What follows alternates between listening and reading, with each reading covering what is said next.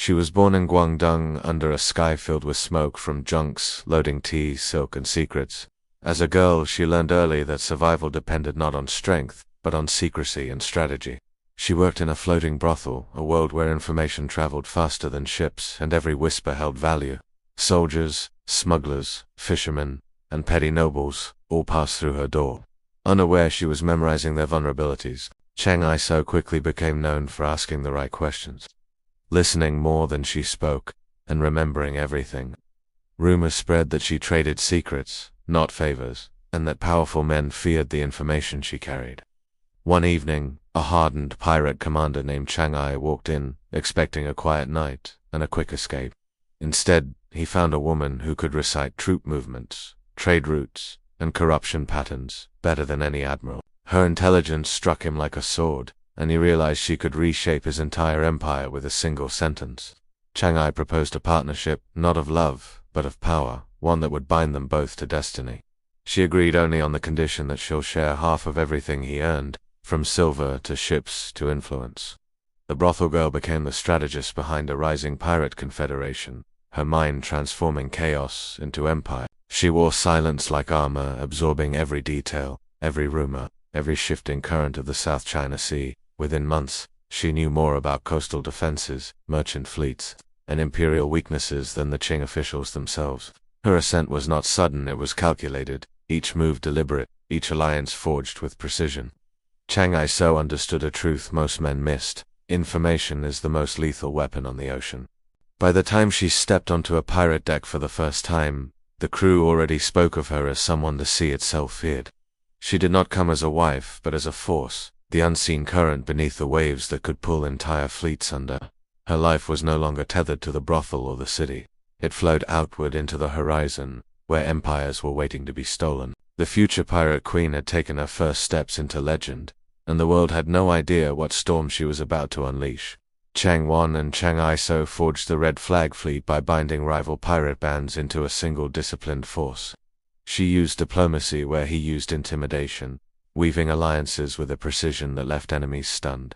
Her influence grew quietly, like a tide rising at night, reshaping coastlines without anyone noticing at first. Pirate captains who once fought each other now answered to her strategies, following her plans even before they met her face to face. She reorganized fleets based on skill, not ego, placing sharpshooters, raiders, and navigators exactly where they belonged. Her maps were covered in red ink, marking supply routes, tax ships, and weak points in Qing naval patrols. Cheng I Sao convinced her husband to unite the 6 major pirate clans under a single banner, something no pirate had ever achieved. The resulting confederation commanded more ships than the imperial navy, an empire built from fear, loyalty, and opportunity. She negotiated trade pacts with coastal villages, offering protection in exchange for food, repairs, and intelligence. Fishermen whispered that the Red Flag Fleet moved like a living creature, striking with impossible coordination. Imperial officials panicked when they realized the pirates were no longer scattered raiders but a military force. Cheng I Sao orchestrated daring attacks on tax ships, seizing silver that funded their rapid expansion. She understood the psychology of fear, letting survivors escape to spread tales that doubled her reputation without firing another shot. Villagers began surrendering before battle even reached their shores, preferring her predictable rules to the corruption of local officials. The Red Flag Fleet became not just a pirate force, but a parallel government operating outside Qing control. Through it all, Cheng I Sao remained the quiet architect, the mind that anticipated threats before they surfaced. She stayed hidden from imperial sight, letting others take credit for victories while she advanced unseen. Then a gale swept across the South China Sea and changed everything. Cheng Ai's ship was lost in the storm, swallowed by waves without warning. Panic shot through the fleet as captains feared the empire would collapse without its figurehead. But Cheng I Sao stepped forward with a command that froze every voice. "This fleet belongs to me now." Her rise to unmatched power had begun, and the world had no defenses against the storm she was about to become. When Cheng I died in the storm, the pirate world trembled, expecting the Red Flag Fleet to splinter within days.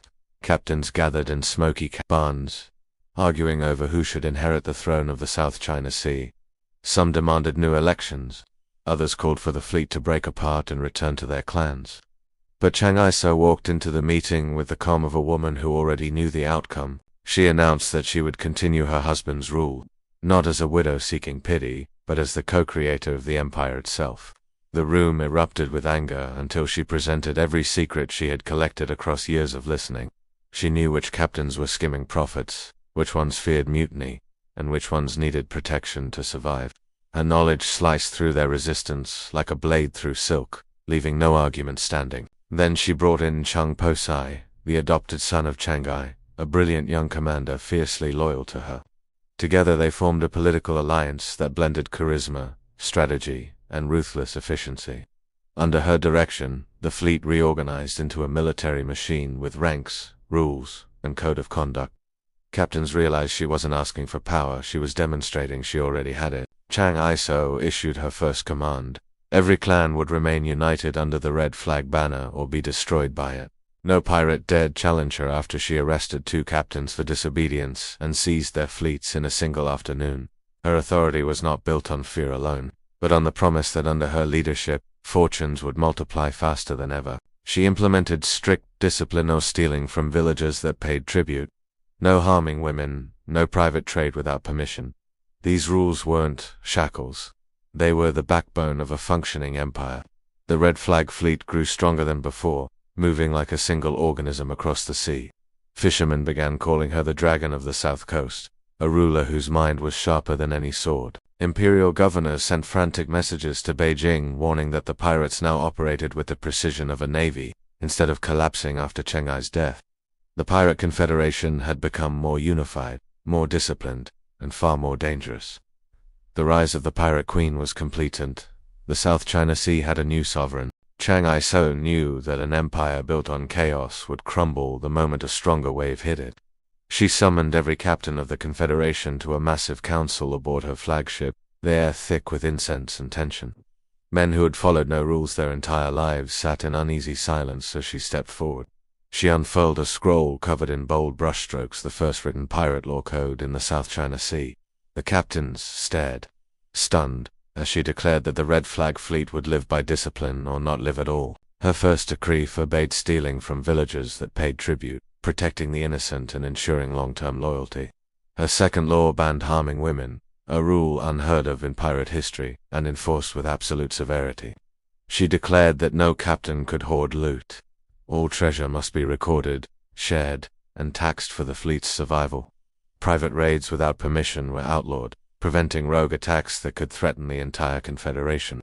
Any pirate who defied orders, deserted in battle, or stole from the common pot would face execution without negotiation. Her law code shocked the captains, yet it brought order to a world they never believed could be tamed. Under her rules, the fleet became stronger than any, never not because of brutality, but because of unity. Fishermen and coastal villagers began sending information willingly, trusting that she kept her promises better than corrupt officials. Merchants bribed her for protection, knowing the red flag fleet enforced contracts more reliably than imperial law. Her discipline turned pirates into soldiers, smugglers into tax collectors, and lawless wanderers into a structured maritime force. Cheng I Sao commanded not with rage but with icy precision, enforcing her laws with unflinching fairness.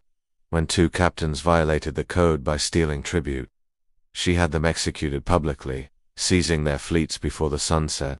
No one doubted her authority again. She had become the unquestioned sovereign of the South China Sea. The Qing dynasty panicked as reports arrived describing a pirate queen who ruled with the efficiency of a general and the charisma of an emperor. Her law code spread across the coast, whispered with both fear and admiration, becoming the backbone of her unstoppable empire. The red flag fleet had become a nation at sea, and every wave carried her will across thousands of miles. The Qing dynasty finally realized that appeasing the pirates was no longer an option. They had to destroy the red flag fleet or lose the sea entirely. They summoned every admiral, every warship, and every ounce of pride left in the imperial navy to face the pirate queen. Cheng I Sao received word of their preparations long before the first sails appeared on the horizon. Her spies moved through ports and taverns like smoke, bringing her every detail of the empire's plans. She knew the Qing navy was slow, heavily armored, and bound by rigid hierarchy weaknesses she intended to carve open. When imperial warships sailed south, The red flag fleet vanished into mist and shoals, refusing direct confrontation.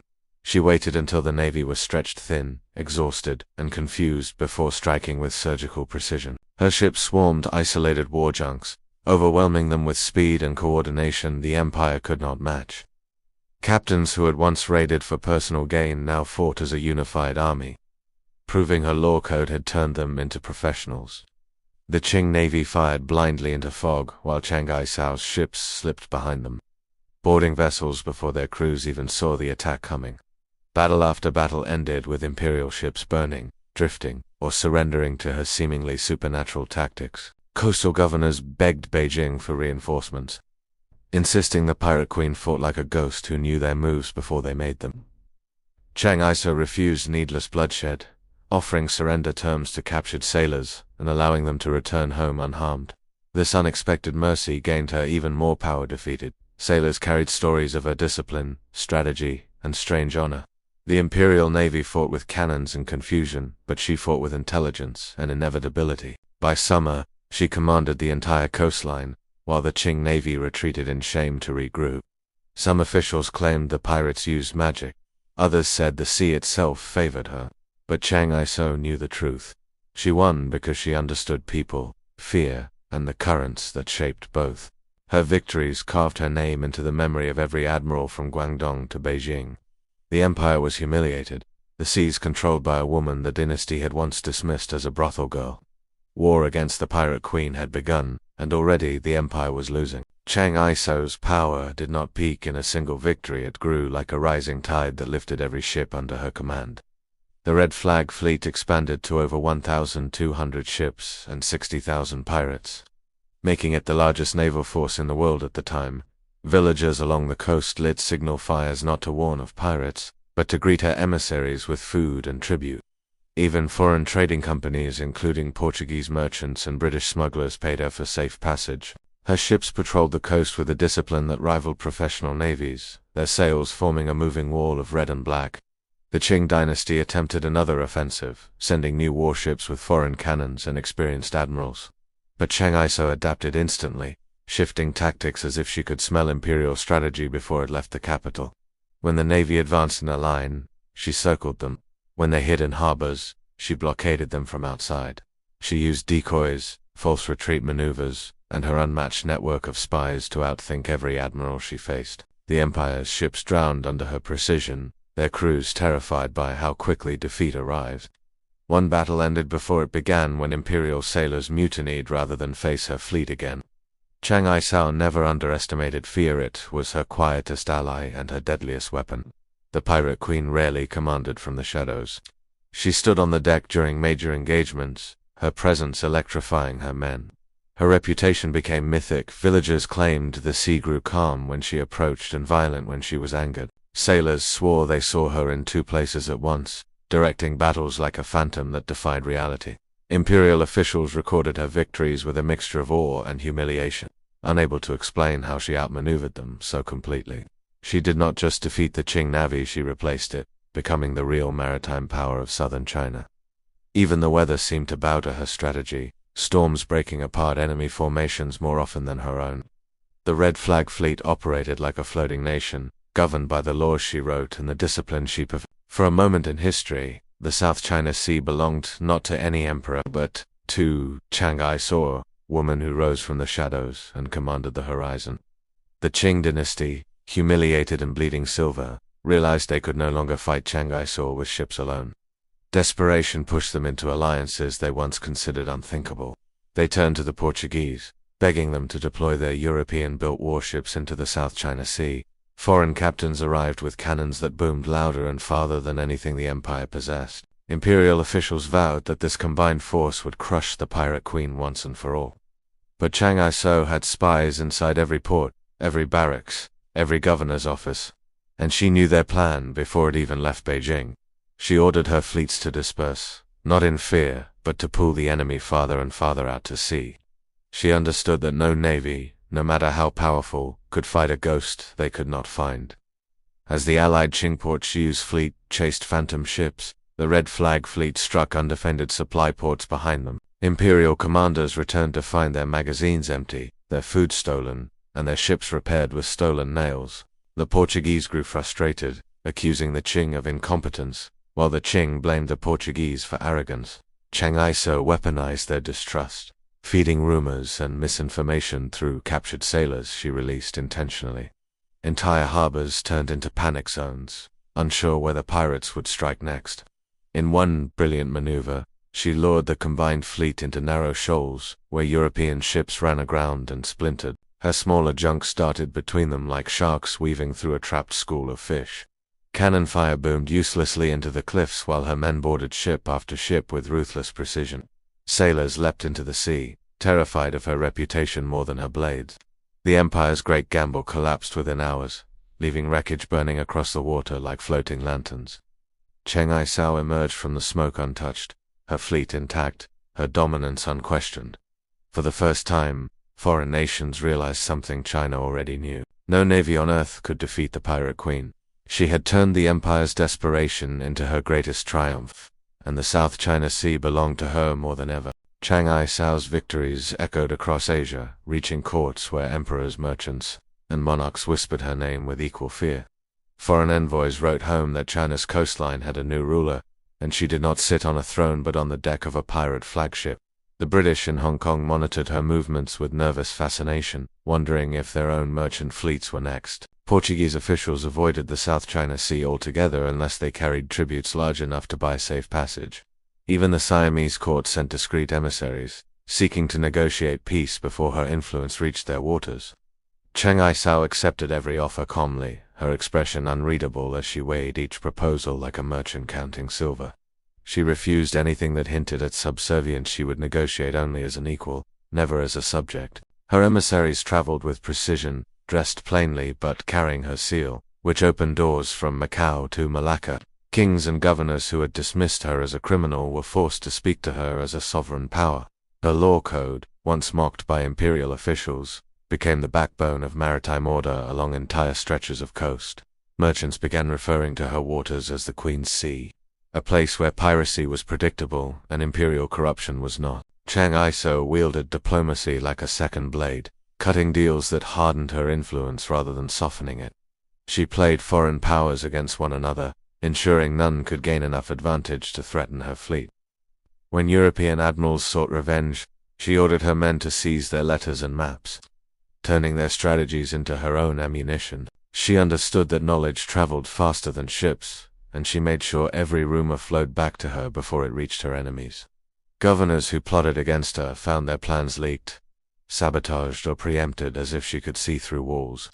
Her intelligence network grew so vast that some said the sea itself whispered to her. Meanwhile, the Qing court faced the humiliation of having its authority challenged not by another empire, but by a woman who had risen from nothing. Petty officials tried to blame one another, but all roads led back to the same truth. Cheng I Sao had outwitted the dynasty, the navy, and every foreign power that set foot in the South China Sea, in an era ruled by emperors and kings.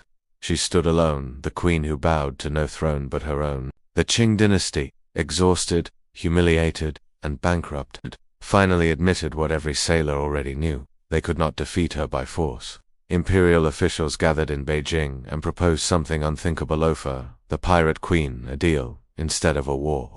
They feared rebellion at home more than piracy at sea. And Cheng I Sao had become a symbol of everything the dynasty could no longer control. The Emperor's Council drafted an unprecedented pardon, the first ever offered to a pirate commander on this scale. It promised full amnesty, the right to keep her personal fortune, and protection for her closest lieutenants. Many officials protested, furious that a woman who humiliated the empire would be rewarded instead of executed. But military advisors reminded them that their navy was shattered, their treasury bleeding, and their coastline defenseless. Cheng I Sao received the imperial messenger with perfect calm, as if she had been expecting the offer for years. She did not bow, she did not kneel, and she did not rush. She simply asked for the terms to be read again, slowly.